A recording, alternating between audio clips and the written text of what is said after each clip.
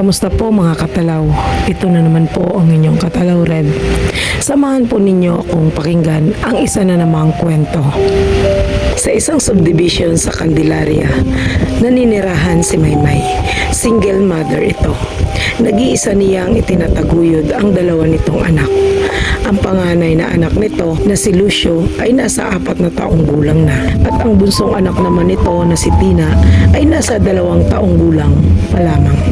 Kasama ni Maymay sa kanilang tahanan ang ina na si Aling Laura at ang kasambahay nitong si Aling Mirna.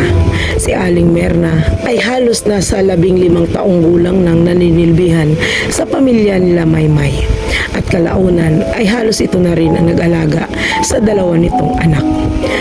Mula naman ang pumanaw na ang ama ni Maymay ay sa kanyang tahanan na rin tumira ang ina nitong si Aling Laura dahil sa kagustuhan rin nitong makasama ang kanyang mga apo. Dahil sa trabaho ni Maymay ay malimit itong wala sa kanilang tahanan. Minsan ay nagjo-duty ito ng pang-araw at minsan naman ay panggabi. Sa di inaasahang pangyayari ay nagkaroon ng malubhang karamdaman si Aling Mirna na siya namang naging dahilan para umuwi ito sa kanilang probinsya at kailangang magpagamot at doon na muna mamamalagi.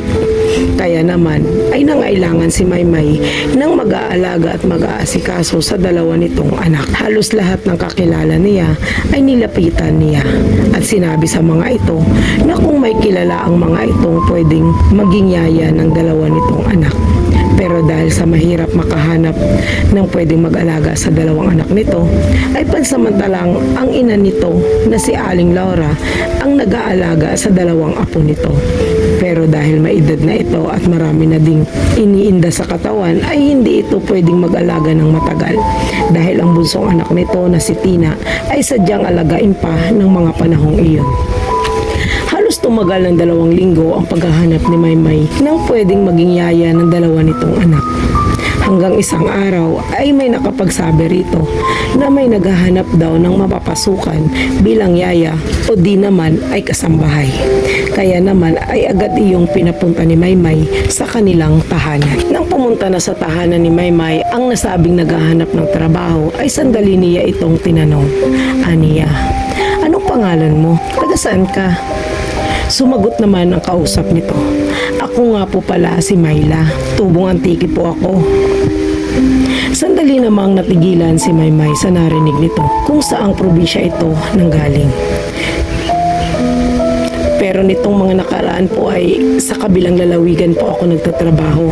Isa po akong yaya at kasambahay pero nung umalis po at lumipat po ng ibang bansa ang pamilya ng dati kong amo ay umuwi na rin po ako sa aming probinsya. At dahil mahirap po ang buhay doon ay muli po ako naghanap ng mapapasukan. Sana po ay matanggap ninyo ako, dagdag pa na wika ni Mayla. Dahil sa kinakailangan na talagang kumuha ni Maymay ng mag-aalaga sa dalawa nitong anak, ay tinanggap niya ito kahit na may kung anong pumipigil sa kanya na huwag itong tanggapin. Maamo ang mukha ni Mayla. May taas itong 5'4", balingkinita ng pangangatawan nito. Kaya naman ay naisip ni Maymay na hindi ito gagawa ng kalukuhan at mukha namang mapagkakatiwalaan. Aniya, matanong ko lang Mayla, ilang taon ka na? May asawa at anak ka na ba? Magkasunod na tanong ni Maymay kay Mayla. 32 years old na po ako. Dati po akong may asawa at may anak na babae. Baby pa lang po ang anak ko noong pumanaw. 11 months lang po siya. Mula po nung namatay ang anak ko ay iniwan na po ako ng asawa ko. Malungkot na sagot nito kay Maymay. Pasensya ka na Mayla, matanong talaga ako eh. Matanda lang pala ako sa iyo ng 3 taon. Ate Maymay na lang ang itawag mo sa akin. Tumango naman si Mayla. Siya nga pala Mayla, dito pala ang kwarto mo sa dating kwarto ni Yaya Mirna. Sabay turo nito ng kwarto malapit sa kusina. Halika, dalhin mo na ang mga gamit mo at ipasok mo na roon para makapagpahinga ka muna. Mamaya pa namang gabi ang duty ko. Bago ako umalis ay ituturo ko sa iyo ang dapat mong gawin pag wala ako. Dagdag na wika nito kay Mayla. Sige po Ate Maymay, sagot naman ni Mayla. Tuwing alas 8 ng gabi ang duty ni Maymay ng mga panahong iyon. Kaya naman ay umaalis ito ng alas 7:30 ng gabi. Di naman naman kalayuan ang pinagtatrabahuan nitong pagamutan sa kanilang tinitirahan. 2 sakay lamang mula sa kanilang tahanan. Alas 7:30 ay bumaba na si Maymay mula sa kanilang kwarto sa itaas. Habang pababa ito ng hagdan ay nakita niyang nagluluto si Mayla ng kanilang hapunan. Aniya, "Mayla, maya-maya ay aalis na ako. Tulog pa si Lucio at Tina sa aming kwarto.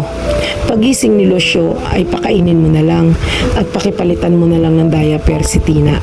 Siya nga pala, maya-maya ay bababa na din si Mama. Nabanggit ko na rin sa kanya na ikaw ang pumalit kay Yaya Mirna. Pakihugasan mo na rin pala yung mga bibiro ni Tina at paki-sterilize mo na lang," sambit nito kay Mayla. "At kung may kailangan ka, andyan naman si Mama. At kung may tatanong ka pag wala ako, ay huwag ka lang mahiyang magtanong kay Mama. Mabait naman yun." Pahabol pa nito. Tanging tango lamang ang tugon ni Mayla kay Maymay. Di nagtagal ay bumaba na rin ng hagdan ang ina ni Maymay na si Aling Laura. Bahagya lamang nitong initian si Mayla at tinungo nito ang sala at umupo sa isang sofa habang nanonood ng balita sa telebisyon. Maya-maya ay nagpaalam na si Maymay na aalis na at magtatrabaho na ito. Aniya, "Maalis na po ako, kayo na po ni Mayla ang bahala sa 2 bata. Doon na po ako magpapaumaga, alanganing oras po kasi ang out ko mamaya," sambit nito sa ina. "O siya, sige, mag-iingat ka anak," sagot naman ng ina nito. Simula nang mamasukan si Mayla sa tahanang iyon, ay maayos naman itong nagagampanan ang mga gawain nito bilang isang kasambahay. Wala namang kakaibang napansin si Maymay at ang ina nitong si Aling Laura, maliban sa anak nitong si Lucio, na lagi nitong sinasabi, "Bad si Yaya." Paulit-ulit nitong sinasambit sa inang si Maymay kahit na may pagkautal na wika nito. Pero pinagwalang bahala lang iyon ni Maymay dahil may kasutilan ang panganay na anak nito na si Lucio at halos ayaw lumapit ni Lucio kay Mayla at para bang natatakot ito. Sa halos 3 buwan na pamamasukan ni Mayla sa tahanang iyon ay malimit na nagkakasakit ang bunsong anak nito na si Tina.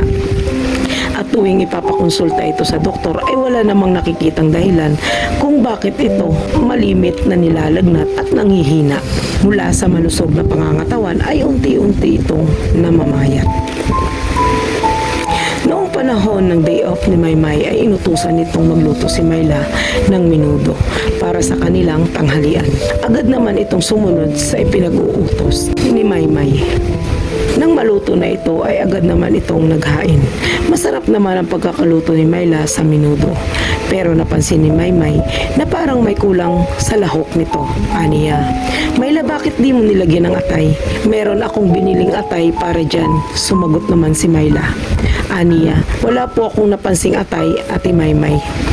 Pagkawika ni Mayla ng mga katagang iyon ay tinungo ni Maymay ang kanilang refrigerator at hinanap nito ang biniling atay na para sa minudong iyon. Binili niya iyon noong isang araw at hindi siya pwedeng magkamali dahil siya mismo ang naglagay nito sa ref. Pero hindi niya iyon nakita. Sa tabi ng refrigerator na iyon ay napansin niyang halos di nabawasan ang kanyang bawang na binili. Dahil ang pagkakaalam nito ay binili niya iyon bago pa mamasukan si Mayla sa kanila. Bahagya naman itong nagtaka dahil sa kusinang iyon, ang bawang ang madalas maubos, lalo na noong si Aling Mirna pa ang kasambahay ng mga ito. Kaya naman, tinanong nito si Mayla. Aniya, "Mayla, bakit parang di nababawasan ang mga bawang na ito?" Tanong nito kay Mayla. "Hindi po kasi ako gumagamit ng bawang pag nagluluto, Ate Maymay," sagot naman nito kay Maymay. Bagya namang napakunot ang noo ni Maymay sa winika ni Mayla. "Ha? Bakit? Bakit di ka gumagamit niyan?" "Nag-iiba po kasi ang sikmura ko dyan, Ate Maymay. Nakasanayan po kasi sa aming tahanan na di gumagamit niyan pag nagluluto," paliwanag nito kay Maymay. Naging palaisipan naman ito kay Maymay. Mga alas 3 ng hapon, nang maglambing si Lucio kay Maymay na gusto nitong pumunta sa isang kilalang fast food chain at gusto nitong kumain ng paborito nitong burger at french fries. Pero sabi ni Maymay na maligo muna at pagtapos ay aalis sila upang kumain sa nasabing fast food chain. At tinawag nito si Myla upang paliguan ito. Pero ayaw sumama dito ni Lucio. Sa halip ay umiyak ito at lagi nitong binabanggit ay bad si Yaya. Kaya naman ay si Maymay na lang ang nagpaligo dito. Nang matapos nito paliguan ang panganay na anak, ay tinungo nito ang silid ng kanyang ina. Tinanong niya ito kung may napapansin ba itong kakaiba kay Myla. Sumagot naman ang ina nito. Malimit daw itong nasa kwarto nila at kasama nito ang dalawa niyang anak. Sige po inay, ipapasyal ko na po muna si Lucio. Ipagkawikan nito ng mga katagang iyon sa ina ay tumalikod na ito. Habang kumakain ng mga ito sa nasabing fast food chain, ay tinanong nito ang anak dahil malimit nitong sinasabi na bad daw ang kanilang yaya. Aniya, anak, bakit bad si Yaya?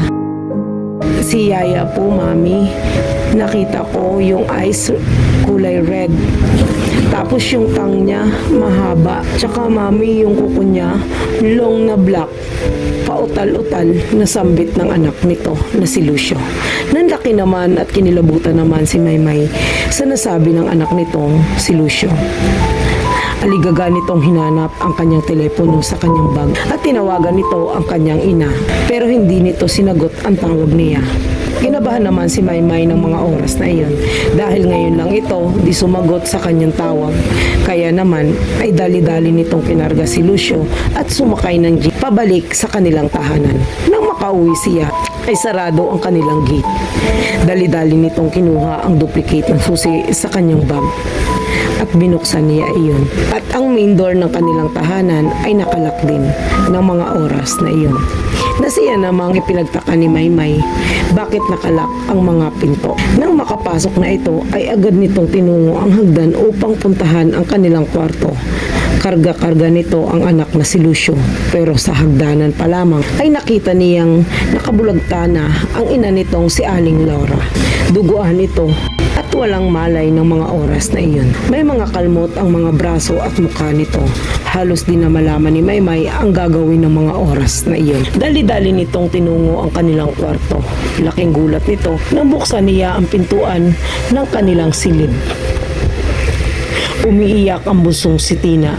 May isang nilalang na pulang-pula ang mga mata, mahaba ang mga kuko nito, at ang dila nito ay unti-unting humahaba at unti-unting bumabaon sa tiyan ng kanyang bunsong anak. Ibinaba niya ang kargang si Lucio at dahan-dahan kinuha nito ang isang flower vase at ipinukpok iyon sa ulo ng nasabing nilalang.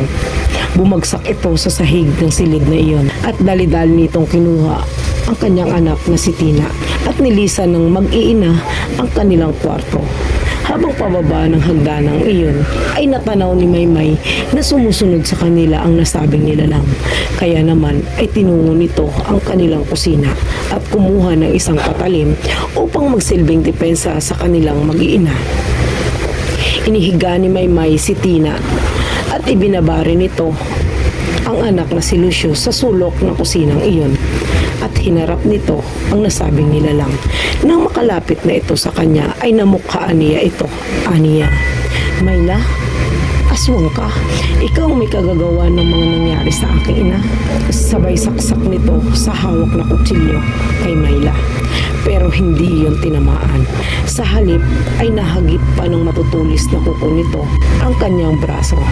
Nakaramdam ito ng sobrang hapdi sa kanyang braso at kasunod nito ay unti-unting tumulo ang dugo sa sugat nito. Napakalakas ni Myla ng mga oras na iyon.